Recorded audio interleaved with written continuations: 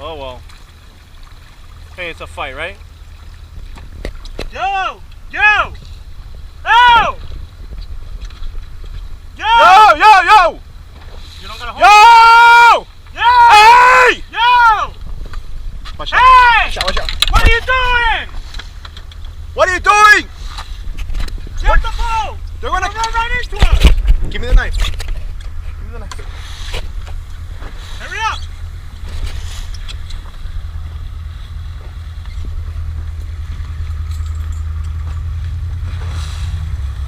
Can't be doing that shit, man.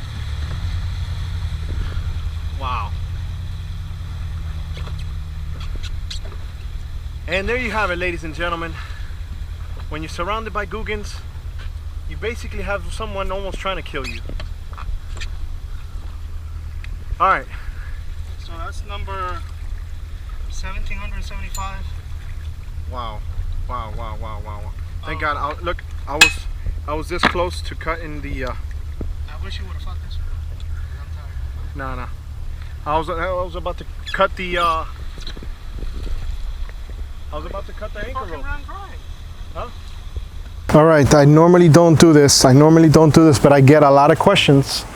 First of all, let me say thank you for coming to my channel. My name is Alfred Montaner. And the purpose of my video today is I'm getting a lot of beginner boaters that are asking me questions because they see me restore a lot of these rib boats and they see me do a lot of boat reviews and walkthroughs and all that stuff. Guys, I'm a character. This video is going to be a little bit more serious because I want you guys to get in deeper on what to expect and some of the decision making and some of the mistakes that I've made along my boating journey. Okay, this is an 18-foot Nova Jolly, one of my favorite boats that I have many experiences in. I'll try to put them throughout this video to show you guys why I like this boat. Okay, I'll try to put images and video and all that stuff. Having that said, I want to go and talk to you as somebody that's interested in boating, or maybe you're just getting into boating, so you don't make certain mistakes that many people make out in the water that can put their lives in danger or others in danger. Okay, I'm not going to get to everything in this video, but it's going to be pretty informative. I assure you that with the amount of people my channel reaches, somebody one day is going to save someone's life, or their life is going to be saved because of the information in this video. It doesn't necessarily need to be this video. As long as this information is relayed to others, it's going to help people long term. Okay, so right now we're in the front of my yard. We're on the 18-foot Nova Jolly, but let's go back to the backyard, and I'm going to show you a mistake of a boat that I purchased, because that's one of the first things that you do as a new boater. You make mistakes on the purchasing process. So let's talk about some of the terminology of the boat. Okay, in this case, it's a rib boat, which is a rigid inflatable bottom. But there's all types of boats. There's flats boats, there's bay boats, there's V-bottom boats, there's catamaran boats. It all depends on a preference. It's kind of like Toyota versus Honda versus Ford. There's a preference, okay? Different styles. One will be SUV and one will be a sedan. Very similar, okay? You got to find out what's the best for you and your family. So let's go back there. It's kind of long video, but I'm telling you guys this information, especially if you're new, you're going to really find this like a valuable tool so you can learn some stuff. Let's go to the backyard. Let's go. Look at that. What? Woo! Tremendo raft. This is why you got to be on an inflatable if you're going to go out in nasty weather. Because let me tell you something. Hey, this right here. Look at this. Look at this. Look at this. Oh my goodness. Woo! Whoa! Talk about rough weather, baby. Look at this. Things are gonna break, bro. Woo! Oh my goodness. I bet you that people are gonna be like, bro, what are these people doing? Hey, mahi time, baby. When they're out there, we're gonna get them. Let me start off by saying I'm not your average cookie cutter guy that you're gonna hear me say. I could play that role if I wanted to, but that's not the purpose of this video. I made a mistake. I made a huge mistake, and it's right here, right behind me. My name is Alfred Montaner, guys. I'm all over YouTube. I mean, I'm on rib boats. I fix rib boats. I do walkthroughs on videos in boat shows. So I got a ton of boating videos. I wouldn't say I have a lot of experience, but I will say that I've had enough experience to not make a lot of the mistakes that I think new people make. And one of the things in the boating world is it can be very intimidating, especially if you have no idea. So you don't know. So right now, I already began with a huge mistake. I shouldn't be wearing going out glasses to be out on the water.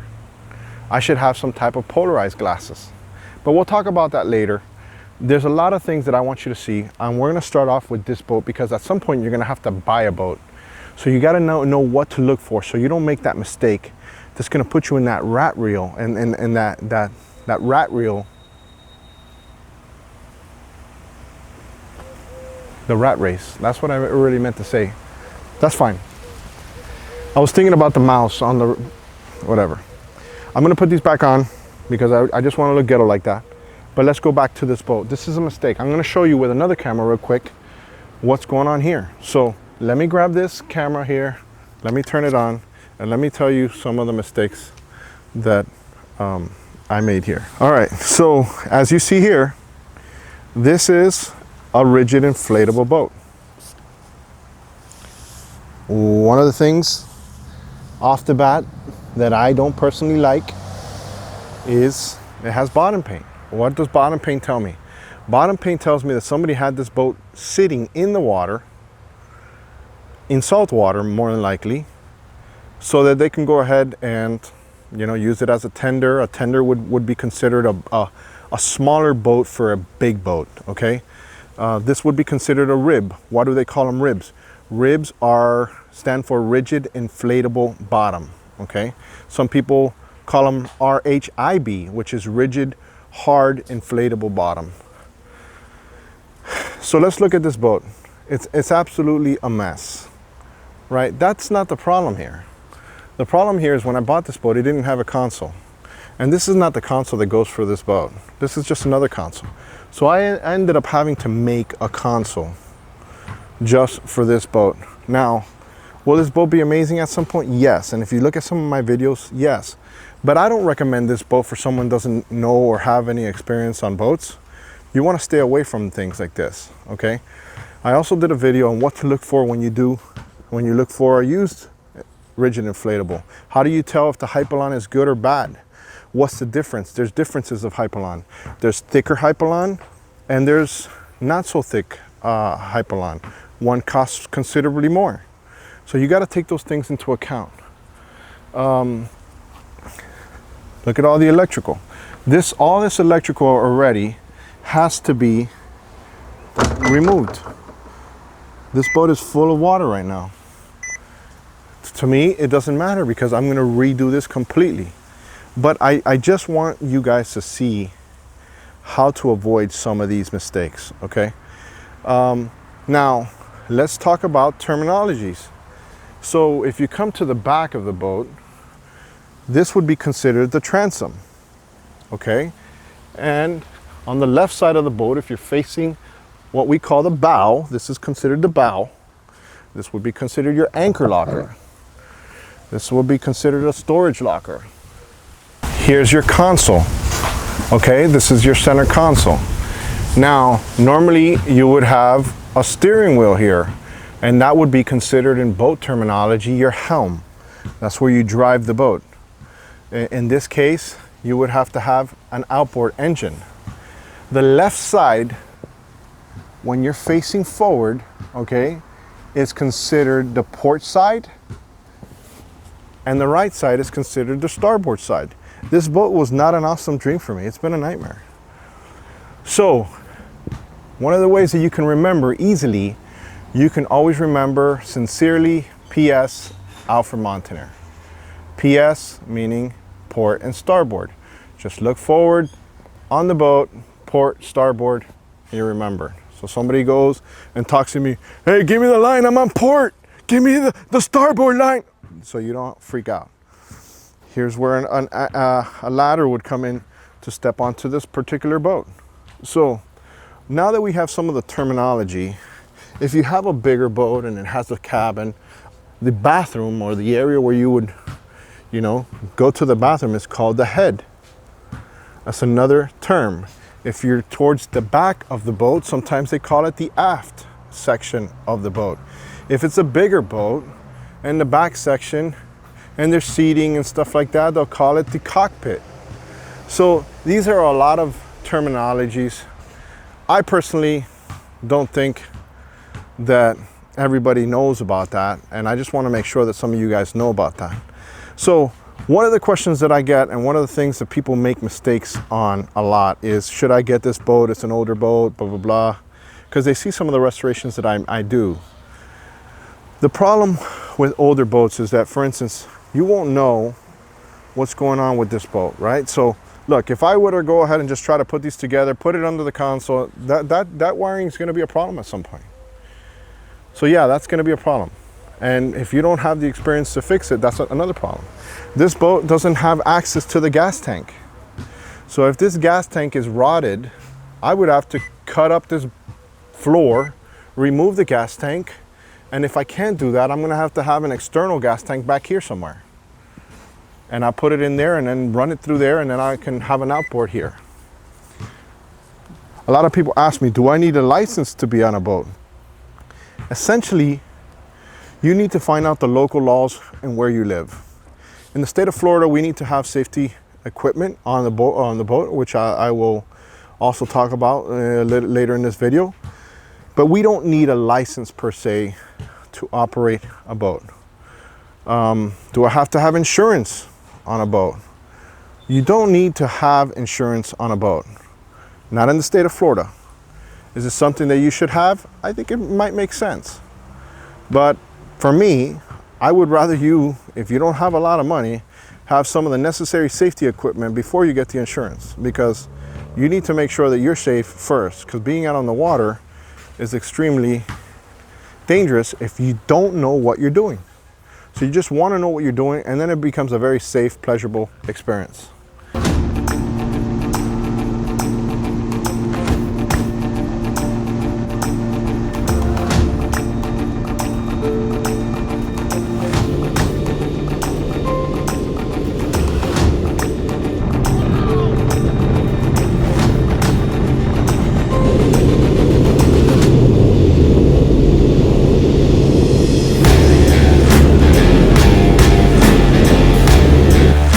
All right, guys, so here we go. Look how this bad boy sits in the water, man. Oh my goodness. Look at this. It is a missile. You know what it is? It's a missile and it's sexy at the same time. Wow. It reminds me when I was 20. I'm starting to look more like a boater now, kid. All right, guys, keep in mind, remember, this is for my son. So if I talk to you like my son, it's because I want my son to see this video at some point, right? I know I have to get through to him on this camera on YouTube and all that stuff, because I can't have a normal conversation in front of him, because that's how kids are nowadays. Okay, so on my person, I have multiple things that I do not leave out on the water, okay? I was wearing those ghetto glasses on purpose in the beginning of this video because I wanted to show you guys what not to do. You don't want to have regular glasses. You want to have polarized glasses. I don't care if they're $8 glasses. These are $8, $10 glasses, polarized. There's Costas, there's Smith Optics, there's guys 9s, there's a bunch of them, okay? As long as they're polarized, that is an advantage on the water, that you can see where the lower parts of the shoals are, okay? So assume, let's start from the beginning, like if there wasn't any electronics involved. And that's what I'm trying to show you guys now, is if there's no electronics and you don't have a GPS or a way of finding out how the water is, at least with your eyes you can see, and one of the things that you need is polarized glasses. So if you have polarized glasses, that's an absolute must once you're out on the water, okay? Now another thing that I have on my person is a handheld GPS, okay? In this case, this is a GPS map 78 SE from Garmin. I can show you guys how to use this. I always have one of these. If it's not on me, it's on my bag with my safety stuff, or in the console. Now another thing that I have on my pocket, and I always have this, and if you look at some of my rib fishing videos, I have an Eperb. See this here? Well, I have it in this little case just because I need it to float, just in case. Okay, this is an Eperb. An Eperb is basically an emergency beacon that it gives a GPS signal to relay your location. God forbid you have an incident or an accident or you get thrown into the water. I've been ejected off of this boat, okay? Literally, I have been flung. Something happened. To this day, I don't know if I hit bottom. I don't know if I hit something in the water. I don't know. I got thrown off of the boat, okay? Once I got thrown off of the boat, I was with two of my brothers. One of my brothers got thrown off with me. See the arch back here? We didn't hit that arch. Thank God we didn't, because then it would have been a completely different story. We just got completely ejected, skipping like rocks, maybe 30 yards. Scary moment. But one of the things that saved us, we had an overweight brother that actually leaned on the console and brought up all the screws inside the console. But he stayed on. But what really saved us is the fact that I had my lanyard on, which is your kill cord, which stopped the boat from running. If I were alone and my other brother wasn't still on the boat to come pick me and my other brother that were floating in the water, while we're in the water, we're both looking at each other and saying, hey, are you okay? Yeah, I'm okay. And then we said, what the happened? I don't know. I go, bro, what happened? We didn't know what happened. That wasn't the say. We called my brother that stayed on the boat, and the only reason he stayed on the boat, he was on the other side of this console and he leaned onto it. Since he leaned onto it, his weight and the momentum brought up all the screws that were holding the console to the actual hull of the boat. Long story short, my kill cord helped save me in that situation. It's completely stopped the boat. If I were alone and I didn't have that kill cord and I would have been ejected off of the boat, my boat would have just gone. And if I didn't have a PFD or a flotation device, I would have been in the middle of the ocean without no help, no way of contacting. Now after that experience, I ended up getting a GPS, Eperb, okay? Why did I get that? I got that because I said, hey, I want to give myself a shot. I want to make sure that if something bad happens, because I know it could happen. It's already happened to me. I get ejected. Boom, I have my life vest. Guess what? I can float. Fine, somebody will find me, hopefully. Guess what? Now I have my Eperb.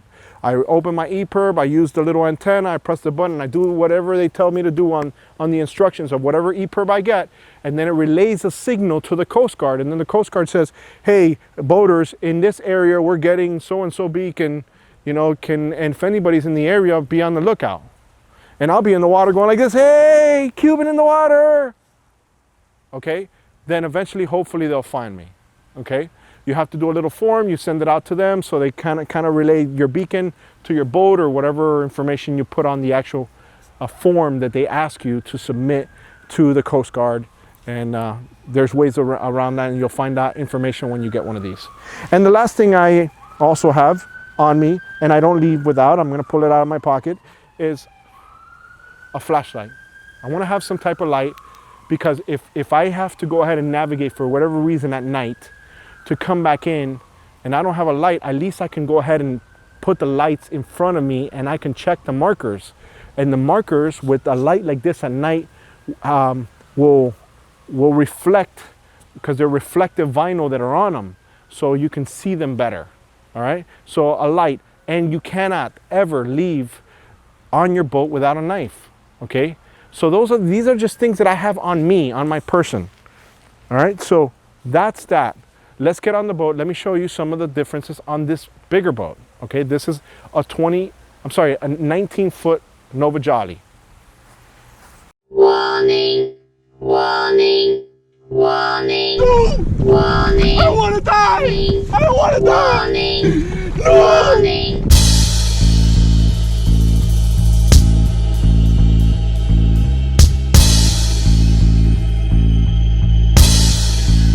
No! What? All I have to do is put air. I'm such an airhead. My God, this is easy. This is a hyperlon boat, and I'm going to show you guys exactly what happens when we deflate it. I'm in the middle of the ocean right now. I'm going to deflate it, and let's see what happens. All right?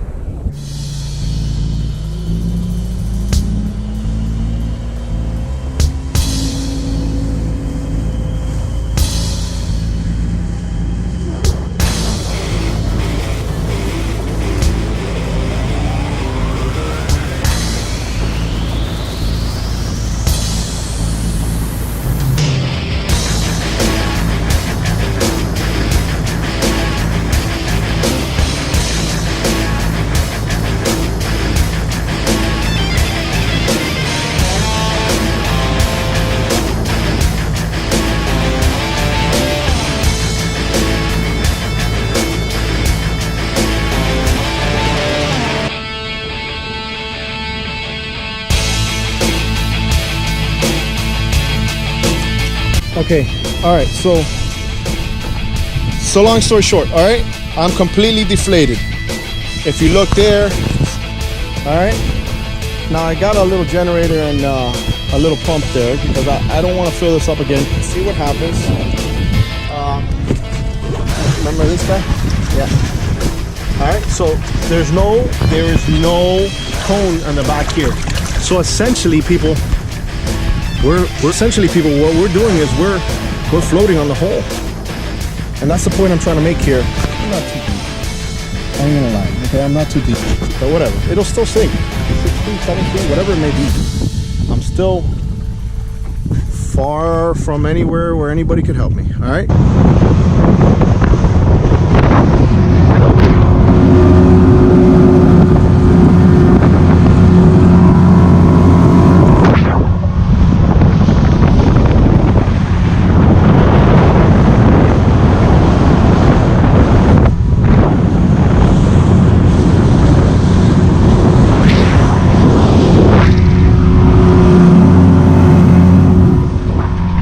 Hyperlon versus Chevy.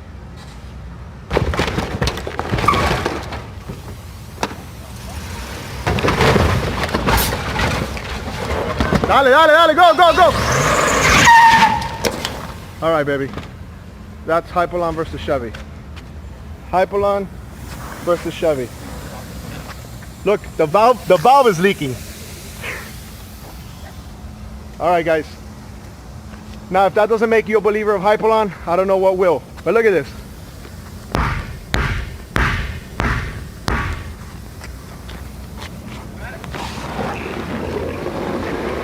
Now we have a scenario. Big thing. We've been down here locally. There's a current crisis right now with a certain pandemic. It's a mess. People been home a long time. They want to go out. They're going to want to say, hey, I want to get in my boat. I haven't gone out. I got a little bit of time. I need to get out. And right now I'm actually going to put this water hose on this E-Tech engine. Every boat that you have that has an outboard or even an inboard is going to have a flush, a way of flushing. You want to flush the boat after you use it. You want to go ahead and, especially in saltwater environments, in freshwater environments, it really doesn't matter. You want to flush it with fresh water. Fresh water is going to go ahead and preserve the life of that engine so that that corrosion doesn't eventually stay in there. So you definitely want to go ahead and get all the salt water off of the boat when you come back. One of the big issues when you see people at marinas that they're broken down or they're trying to start the engine, they're like, I don't know what happened. It started 3 weeks ago. That's the problem. It started 3 weeks ago. It didn't start right now. So I'm going to put some water on here. I'm going to start it. I'm going to let it run. I'm going to listen to it. I'm going to say, hey, it sounds good. So now I already know that I already started it. I have battery on my boat. Okay, and I'll show you guys how to basically start the boat, which is a whole different process. Not hard, but there's an on and off switch, which will kill the electricity or anything that's going into anywhere in the engine that's going to kill your battery. Because remember, it's not like a car that you start up every day. You know, you would like to, but not everybody has that luxury. Let's turn on the water so we can start this boat. So we're getting water into the, so in this case, here's a flush system for this 115 E-Tech 2-stroke, okay? Remember, this is a 2-cycle engine. Now, you see how down here, in this area right here, you can actually put another system to flush through there if you don't want to go ahead and use this, okay? This is where your impeller is. Inside, this is what you call your lower unit on an engine like this. Here's your lower unit. All this here, this will come off where these bolts are. Here's your midsection, and here's basically where your block is. That's where the engine is, okay? So they all work together, and right now we're flushing it. Now, what we're gonna do is we're gonna start this engine, and the way we're gonna start it is we're gonna put it on here. It didn't start on the first try.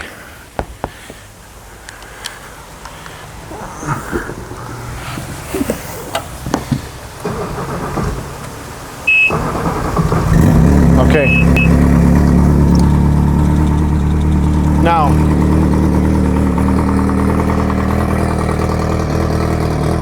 I could already tell, and I didn't have it hooked up, I could already tell that my battery was kind of dead.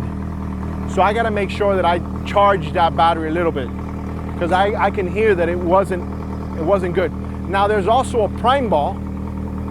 We're gonna show you that on this boat too, that sometimes you have to go ahead and prime the ball, which is basically, think of like a little pump that you can actually pump with your hand to get fuel from the gas tank to the engine. It's kind of like a way of helping the fuel go to the engine, and then the engine has its own pumps that gets more fuel in there, and then it stays like this on and you're good.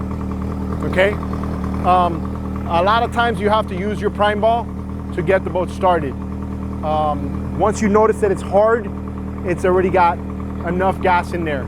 If you see that it's leaking, then it's going to create air. It's going to be difficult for you to start the boat if that prime ball is not on correct. So always check that there's no restrictions from your prime ball to your engine. Okay? So let's go to the next step. Okay. Now this is really bad, guys. I've let this boat really sit, and one of the biggest mistakes that you can do in any boat is let a boat sit. Okay? Here is what you got. It's called your prime ball. Okay? So you would press your prime ball until it's hard. Okay? In this case, we didn't have to do that. Okay? And here's your water separator, which I will be changing, and I'm going to be cleaning the crap out of this entire boat. Forgot to talk about something that I think I should talk about. Okay? See here? That's your bilge pump. Okay? Normally, depending on if you have an automatic bilge, it'll bilge, which means there's a little pump, which will be down back there. That's your bilge pump. Okay? It's nasty right now. A lot of rainwater, they left this open, and a lot of rainwater got in here. Now, you see in here, this particular boat, for instance, when the water gets inside the boat, it goes through here, and then it goes to the outside of the boat. So it's not supposed to go in here ever inside the boat. But if there's any water that does get into the bilge, you bilge it out automatically. Wow, this is a mess. Okay, let's talk about your on and off switch. Okay, so here's your on and off switch. We have a battery right here, and this battery, and there's also a battery under here for the stereo system. Okay, so there has two separate batteries on this particular boat. Now, once I'm on the water, I will put them on all. See that? This hurts to see this. Like, this is why I'm going to put this boat for sale, guys. I haven't used it in such a long time that it's a shame to have it. I like it so much that I've been a hoarder. I haven't been wanting to part ways with this thing, but seeing it like that in the boat is perfect, you know? It's just really, really dirty, and it's nasty, and it makes me feel bad. So, all right, so once you're gonna go ahead and get on to these are what you call non-skids. I really like this, especially when you're walking on the tubes. Clorox will take all this off, just straight bleach. But I want to talk about some of the safety stuff that we're going to use, because you guys already know how to start the boat, and we'll go ahead and do that part now. Let's talk about the safety gear. All right, so we're inside my house now. It was hot. I just opened up this bag that I store all my stuff in. If you see this bag here, it's kind of like a waterproof bag. Let me show you some of the stuff that I have in here, okay? So let's have a moment. I'm gonna be a little closer to you just now. Let's sit down and have a moment here. So you're not going to personally see me. You're going to see something of my stomach. We have our flares, okay? Now, I also carry this box, which is a completely dry box where I always keep my latest flares, right? So these are my newest ones. Here's what I use if I needed to go ahead and get some. This will be equivalent to your whistle. I would still say keep a whistle, okay? You need to have, okay? You can, all that, this could, you know, maybe go bad. You eventually put this on here, you put it together, and then it'll make a scene, okay? So if you get stopped by the Coast Guard or the FWC in South Florida or in Florida, they're gonna ask you to see that. They're gonna make sure that your flares are not expired, and they're gonna also check your expiration and to see if your fire extinguisher is not expired either, okay? So you're gonna need that. You're gonna need a throw device, okay? This is extremely important, guys. This is extremely important because you might not think of it, but sometimes you can be in circumstances, which has happened to me, that you need a throw device to throw to somebody, and it can save somebody's life, okay? This is extra. You don't need to have this. This is basically a floating light that should I be in the water, I press the button and it's gonna go ahead and, see that? It's gonna let people know, hey, there's a Cuban in the water, he wants to live, okay? So that's important. I don't leave or go on to any boats. All the sea trials and all the stuff that you see me on, I'm always wearing one of these on my person. Because God forbid something crazy happens, I want to have a shot at making it. Here are the other flares. You don't need all these flares, guys. These are just old ones that I have there, and I'm just using. I like these here also because they're just glow sticks that I can put on my life vest, okay, which are required. In the state of Florida, you need to have one life vest for the amount of people that are on the boat. So if there's 5 people, you need to have 5 of these. If you have smaller children, you need to have a life vest that's equivalent to what they weigh. You can't put one of these adult size life vests on a 4-year-old, okay? They're gonna give you a ticket, all right? I like to keep some tools.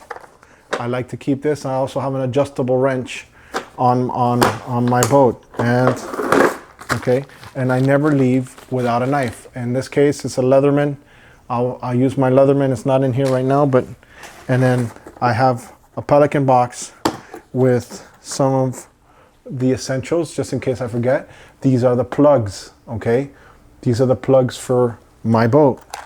So you see, I keep 2 of them because God forbid when I was at the house, okay, I got some fuses, and I also have a Boat US tow card. I really like this, whether it's Towboat US or Boat US. I definitely think you should have some type of service. For the amount of expense, say you're paying $200 a year, for the peace of mind of knowing somebody's going to show up once you call them, it's a game changer. I always keep a handheld, and I also have one on the boat. So normally I use the one on the boat, but this is kind of like a backup. If I wanted to, I just turn it on. I can hear exactly what's going on. Hey, I need some help, blah, blah, blah. My boat's taking in water, you know. So in a nutshell, those are some of the things that you're going to need. I also, like I said earlier, I said I had this is a bigger light, all right? This is one of the lights that I keep on my boat. Not that's on me, but when I do get into a scenario, this is a Phoenix, what is this? Phoenix TK35. It's an older light, but it lights up good. So when I'm in the water, I could just light up all those markers and I can see the markers because it's night. I don't want to go ahead and, you know, crash into something. I also have on my boat one of these. You don't necessarily need to have this. I just thought that it would make sense that if I were stranded somewhere and I can't maybe anchor because I'm too deep, I want to have something that's going to make me a little bit more visible from the air, because they're going to try to find me once I press my Eperb, which is a personal locating beacon. All right. So in a nutshell, guys, this is what Alfred Montaner has and uses. I definitely have to talk about a couple more things outside, but I do want you guys to get an idea of what's going on and what you can do to put yourself in the most, the safest position possible. When you do have a boat, you don't have to have insurance in the state of Florida. You don't need a license in the state of Florida, but I would definitely recommend that you take some type of course, or maybe go out with a trainer or somebody that has a little bit of experience on the water before you go out on the boat. Don't just buy a boat and say, well, hey family, let's go out on the boat and take care of this and have fun because we just bought the boat. No, you got to get to know the boat first as a captain, and then you can say, hey, I'm ready, I'm comfortable, let's take the family out. I don't recommend going on a busy weekend the first time, because if there's issues or problems that you don't expect, then you're going to be embarrassed. Hey guys, we're right on the water. First thing I got to do, okay? All right, so here's my lanyard, okay? It's actually right here where the key is, and I'll show you guys this shortly, but I'm going to put my lanyard on my leg. You can put, some people put it around their arm. I like to put it on my leg. Okay, so I'm going to put it on my opposite leg. So, because this is that kind of like a short lanyard, I like to stretch mine out a little bit so I can get a little bit of play. Okay, there's different lanyard systems out there. I've done videos on other ones. I'll try to link it at the end of this video.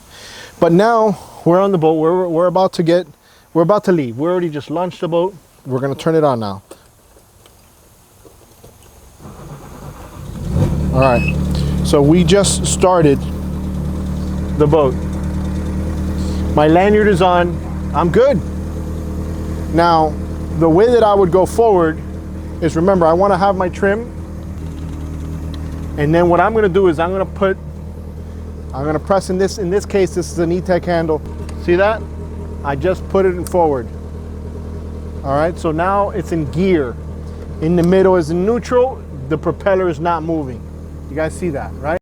So now I have it in forward, I'm going, I'm driving, I'm looking at the thing, the channel is there, I feel comfortable, I still see the signs. I still haven't seen the resume normal operation sign, so I'm going slow until I see that resume normal operation.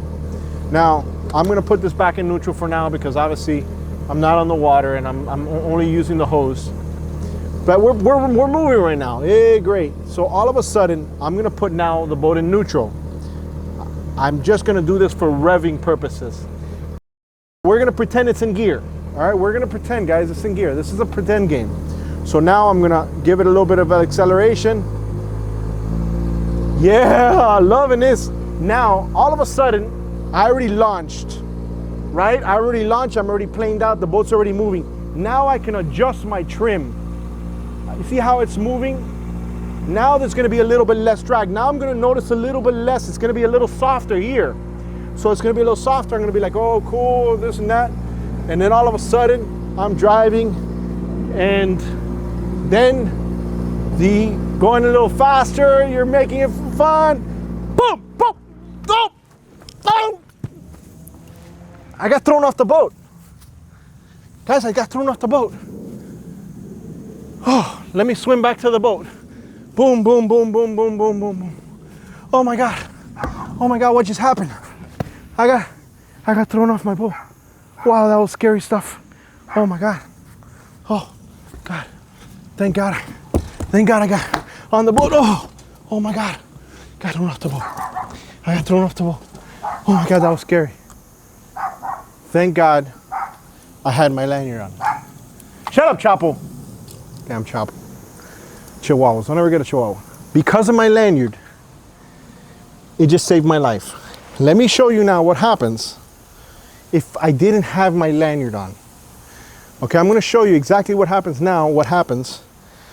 So, I'm alive. I feel good, don't you feel good? Oh, scary, man. So that actually happened to me, guys. That actually happened to me. I got thrown off of this boat. Now, I was driving. One brother was here next to me here, and another brother was next to me here. The one that was here was holding on here, the other one was holding here. Me, I was here. My other brother that was right next to me on this side got thrown out.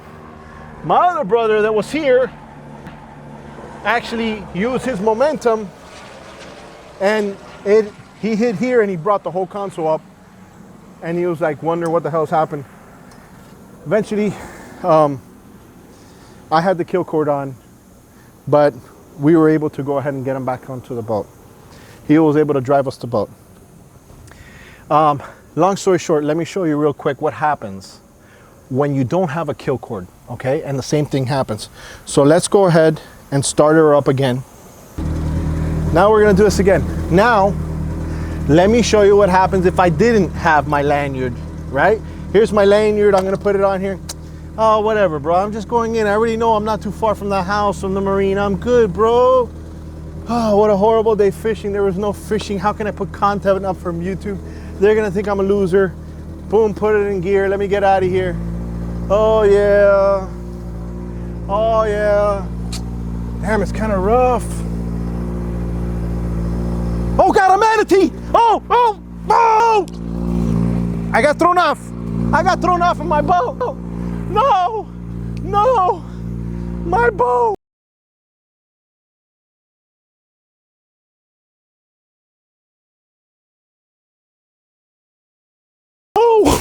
Oh no, my boat's leaving. My boat's. Now here's the scenario. This is where you want to go back to saying, damn it, I should have had my kill cord on. Now my boat just left me. I don't know, depending on where you're at, if you're lucky, you're close to somewhere where it can crash. You know, it's not going to hurt somebody and you can swim back to your boat. Or worst case scenario, in the middle of the ocean, it just goes for hours and you're there drifting in the ocean all by yourself. But we have a backup just in case if that would happen. If you were stupid enough to not put your kill cord on, you have a backup. What did I say was a backup? The backup is to have that Eperb, which is that personal locating beacon. Now it's going to be much harder for them to find you because now it's just you. A little grain of salt in a big ocean. So remember why I had that color thing? If I'm alone, I put myself with bright colors. I try to, you know, have stuff on that people can see me from a distance. If I feel that I'm gonna go to areas where I'm gonna be long, far away by myself, I always try to be with a buddy. It's always better that way. But second option is, guess what? You didn't have your kill cord. You should have a life vest on at all times. Even if it's one of those PFD ones that, you know, hit the water, you float, all of a sudden you have a shot. Now, it's better if you have your Eperb because somebody's gonna know that you're, you know, other than you not calling home, they're gonna be, well, what happened to Alfred? Well, I don't know, he went fishing. Oh my God, where does he normally fish? That's when the friends get involved. So always tell somebody where you're gonna go, more or less, in what vicinity. And if you're gonna go away from that area, tell people that as well, because, you know, things change. Hey, look, there's a storm. I'm gonna try to run from it. I'm gonna go the opposite end because I don't see. The good thing about being on the water, you can tell where the storms are, at least in South Florida. Where you're at, maybe it could be a little bit different. From 1 minute, it could be 5-mile-per-hour winds. It could be to 25. So that's why you have to wear your kill cord, guys. You have to wear your kill cord because if you don't, you're gonna go ahead and have a situation that happen like this. And I'm glad that this information, I just gave this to my nephew a couple years ago. You know what happened to him? He bought a brand new boat. Brand new boat. I'm not gonna mention the manufacturer, but they had an issue with the way that their console was put on the boat. And he hit a wave on an angle, coming in hard. The whole console came up. Threw him off of the boat. He was with a buddy. The buddy stayed on the boat. He got ejected. He had his lanyard on. He stopped. He said, Tío, which is uncle in Spanish, your information saved my life. This is what happened. And I was like, well, I'm glad that happened. So that's one of the things that you want to always do is always wear your kill cord.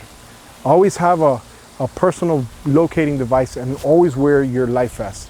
I'm guilty of not using it all the time as well. I get it, guys, I get it. But it's when you least expect it when you're gonna need it and you're gonna say, oh.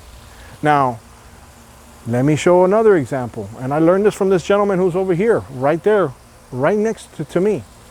This is a huge tip that I think because of this tip, I saved 2 people's life and one of them was my daughter's. All right, we'll talk about that story right now. But we're gonna go back on the boat because I was having a good time on the boat. All right, so on this same boat, This boat is rated for 9 people. On Father's Day, I had a scenario where I had guests over. I was going to go on the water, but I didn't know that the guests were going to come, and I was like, hey, I'm going on the water.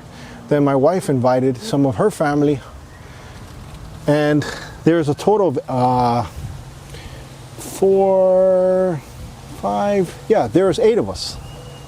So here's this story. And let's see if I have them in here, because I always have them in here, but maybe I don't. Okay, I don't have them in here now, but I want to show you a scenario that saved 2 people's lives, and because of this tip, okay? So I'm driving this boat. Obviously, we just went to a place called Monty's down here.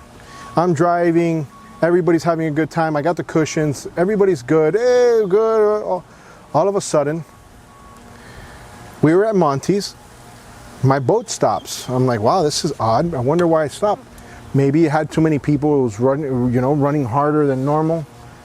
So then I had my wife in the boat, 3 of my kids. My oldest daughter at the time was about 18. And the guest, which is my wife's family, there was 2 adults and one kid. The other male was in the boat. He was a little intoxicated, overweight guy. Said, hey, perfect opportunity for me to go in the water and just take a piss. So he jumps off of the boat. Mind you, I didn't tell him as the captain that he can jump off the boat. I was trying to figure out why the boat had stopped. Sure enough, I can't start the boat now. My daughter, which is 18, says, hey, perfect opportunity. I'm in the bay. I'm not in a sandbar, guys. I can't get back to them. So the wind is coming this way. The current is going that way. So the boat is getting further. The people are getting further. Now all of a sudden, in a matter of seconds, sheer panic has hit the boat. My wife's family member, which is a female in this case because her husband had just thrown himself into the water. Oh my God, go get him. I go, I can't start the boat. And then my daughter did the same mistake, but she was closer than him. So then I immediately said to myself, oh my God, I got to get to them. And I tell my wife, give me the snorkels and give me the fins, swimming diving fins. And I learned that from my neighbor, who's actually right now outside fixing doing some stuff on his boat. So I jumped on there because I know the current, I wouldn't have been able to swim back to the boat. And if I jump off the boat to go ahead and save somebody that jumped in the water without a life vest, because they didn't have it on at the time, then I have to go ahead and try to save them. I couldn't start the boat to get to them. So I get my fins, I put my fins on, and I couldn't find a snorkel in the panic, but I jumped in with 2 life vests, and I immediately swam to my daughter, which was closer. I gave her the life vest and I said, float all day, you're fine. Just use this life vest and float. I'll come back and get you. And immediately, about 100 yards out already, is the overweight guy who was about to die because he wanted to take a leak and he was a little intoxicated to figure out what he should have done. Sure enough, I eventually get to him. I knew he was completely panicked. I was scared too, but I knew I had my legs. We're in the bay. I knew that I was going to be okay. I just wanted to make sure his head was above water.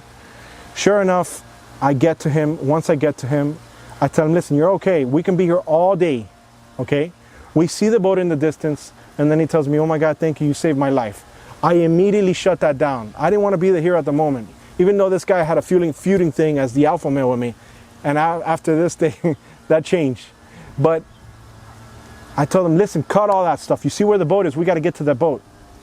So at first, thinking I was a hero, I thought that with my fins, I can swim having his weight, me pulling, but he was so spent that he couldn't get any energy to come back to the boat. And then now I began getting tired. We can float now because we have a life vest on and we're, holding close to each other. And I was like, hey, look, just keep your head above water, relax, we're going to be fine. I wanted for the panic to subside in his mind. And he was like, oh my God, you saved my life, Alfred, I was going to go down. I go, listen, don't worry about that. We're good now, bro, we're good. So it got to the point that I remembered something that I did with my neighbor Ozzy. And it happened to me. We were actually snorkeling at the Christ. And at that moment, I had my daughter with me, which was at the time like 3 years old. And I was snorkeling with her and it was fine. But then the current got me and I was like, wow, I wanted to make sure she was above water the whole time, that it tired me out. And then I called my neighbor at the time and I said, hey, Ozzy, bro, I'm drowning over here. I need your help. So he came with his, I'm sorry, I didn't have fins that day. He came with the fins. I was so spent. He said, put one on one foot, and he had it on the other foot. He had one on his left foot. I had one on my right foot. And he goes, we're going to swim together at the same time, and we're going to get back to the boat. I remembered that. I remembered that. So I told my overweight friend that was just about to drown, I said, listen, I can't pull you in. I need you to help me. I put one on my left foot, he put one on his right foot. I go, listen, just put your head down. We already got air. Let's start swimming back towards the boat. Mind you, the boat, I had thrown the anchor knowing that everyone on the boat didn't know what to do. So I had thrown the anchor because I need to make sure that I'm okay before anything happens.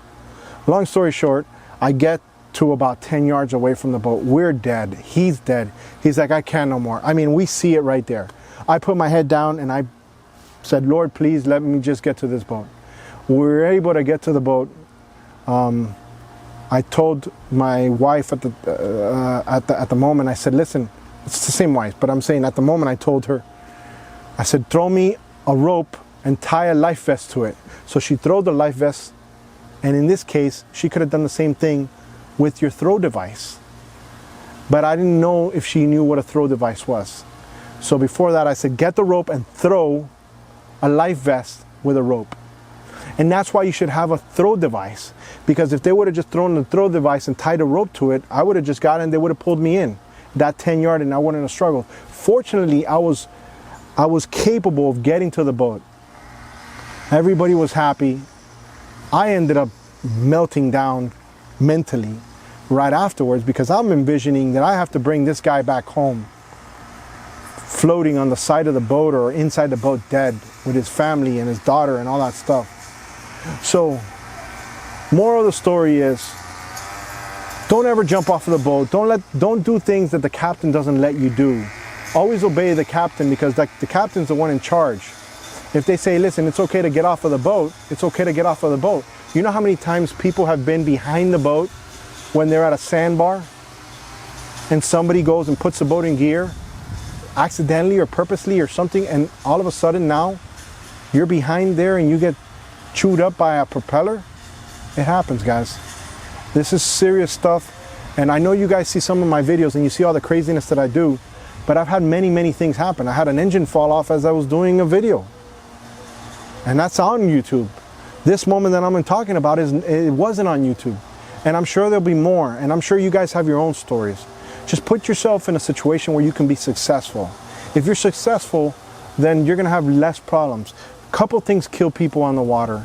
The two biggest contributors to killing people on the water is high speed and alcohol. If you combine those two together, I guarantee you're gonna have problems, okay? So if you're intoxicated, don't drive a boat. Give it to a friend, drink some water, sober up. You don't wanna just put your life in danger. You don't wanna put anybody's life in danger. So after that had happened, I always have on my personal boat when I go, especially if I'm by myself, I always have a set of fins, okay? And I don't recommend to go diving or scubaing or anything by yourself while you're on a boat because, you know, if your anchor slips and you just can't get to your boat. But if you do decide to go and you want to snorkel off of your own boat, you know, what I do is I throw my throw device with my floating, it has to be a floating rope, okay? And it's just gonna float out there and it's gonna give me about 100 yards so that if I can't get to the boat, I can just grab on because it's tight and I can work my way to the thing, okay? Make sure you have your dive flag so that people in the area see you, but that's what I do. And the reason why it has to be a floating rope is because if you have a throw device with a regular rope that you would use per se like on an anchor, the minute you throw that heavy rope, it's meant to go down. So what happens is when that weight of that rope goes down, that throw device comes back. So you throw it, the rope goes down, it doesn't float, it brings the device back. So it defeats the purpose of what the throw device does. All right, guys, so here, look, we are, my battery just ran out on the other angle. But ultimately, what you want to just make sure is that nobody ever comes off of the boat unless the captain says it's okay to get off the boat. You know, as the captain, you have to be 100% in control of what's going on within your boat. Hey, I know that I can't have anybody behind the boat when I have it in gear. Because if it's in gear, my friend or anybody that's back there can go ahead and get chopped up by that propeller. So keep that in mind, especially some of you guys that give boats to younger children, maybe teenagers. You know, you got to kind of tell them the rules, explain the reasons why they don't want to be back there, okay? If that propeller gets anybody, you're done, guys. I mean, you're gonna get severely hurt, okay? So let's end this video. I want to thank you guys for watching my channel. Don't forget to like and subscribe. Please share this information. Share this information, guys, if you feel it's been useful and you gain something out of this. Share it to somebody that you think might find some value. A lot of people that are active boaters might find valuable information. Guys, I learn every single day from other boaters and other people that are on the water all the time. People amaze me, stuff that they've passed down, and that's the reason I wanted to do this video. I can't do it all today in this just short video, but put your comments below. Maybe we can do a follow-up video and we'll continue the process. Be safe out on the water, guys. Respect the laws out there. And I want to thank you for subscribing to my channel. My name is Alfred Montaner, and we're out of here. And if you want to see the Verado series, which is a very good series, I'm going to put it up here, right here. Okay, you definitely got to watch that series. It's actually me on a boat like this, and the engine falls off. Don't ask. Just watch the series. Long story short, I went back and I'll let you watch the series. All right, I'm out of here. Hey, I know you were making fun of me when I threw myself on this floor. Boom! Today's show was brought to you by the following sponsors. Thanks for watching. Don't forget to like and subscribe. And always remember, amazingness, that's what we do.